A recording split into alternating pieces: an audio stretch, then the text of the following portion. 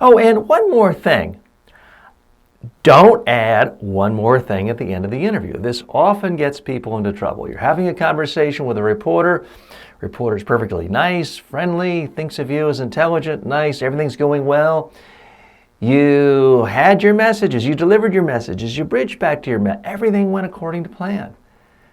You feel like you've accomplished everything you need to in the interview. You're kind of sitting back, perhaps it's a phone interview, you're relaxed, and you can tell the reporter thinks you're charming and intelligent, and you just can't resist. Oh yeah, we've got this other new product coming out next quarter, and it's really going to... And now the reporter's ears prick up. Oh! Now you've stepped on your own message. Now you've aroused the curiosity of the reporter, and they want to talk about this new thing in the story. And all the stuff you planned, all the stuff you cared about, didn't get in. Sometimes there are disastrous consequences. In the United States presidential election in 1976, former governor of Georgia, Jimmy Carter, was running, and he was being followed around by a magazine reporter for months. And the reporter was in Carter's home in Plains, Georgia, and said to then Governor Carter, "Thank you so much for your time, appreciate it," put away his pen.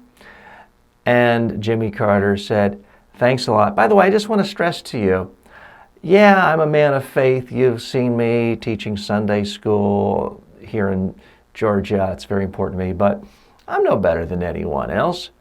The Bible says if you even looked at a woman with lust in your heart, that's the same as adultery. Well, certainly I've done that." Reporter thanks him, gets in his car, drives away. A couple days later, headline in Playboy magazine, Jimmy Carter, "I've committed lust in my heart, same as adultery." Day after that, headline of every newspaper in America.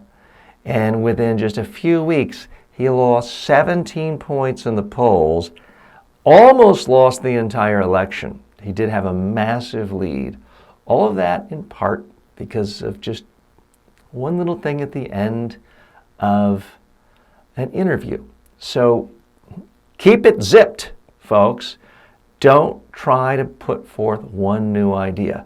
The hard part is so many reporters are charming and interesting. We want them to think we're interesting, and it's kind of like a new friend sometimes. So we want people to think we're interesting, so we want to give more ideas, more ideas. You have to fight that impulse. You've got to decide in advance of the interview what is most important, and then you've got to stick to it.